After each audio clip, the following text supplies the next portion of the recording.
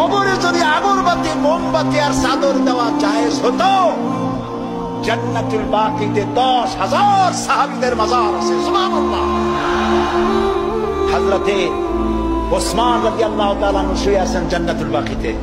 হযরতে আয়েশা আমাদের মা রাদিয়াল্লাহু তাআলা আনহা শুয়ে আছেন জান্নাতুল বাকিতে উন্মুক্ত আকাশের নিচে।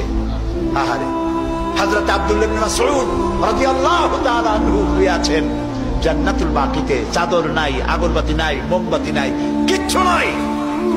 রাসূলুল্লাহ বলেছেন জান্নাতুল বাকিতে, বাকি থেকে কিয়ামতের দিন 70,000 আহলে বাকি চাঁদের মতো চেহারা নিয়ে বিনা হিসাবে আল্লাহর জান্নাতে চলে যাবে। ওইখানে চাদর নাই। আর আমরা আমাদের দেশের পীর সাহেবদের মাজারে চাদর দিয়ে, আগরবাতি দিয়ে, মোমবাতি দিয়ে সর্বনাশ করছি। প্রিয় ভাই সব, এটি শিরক, এটা জীবনেও আমরা আর করবো না। রাজি আছেন?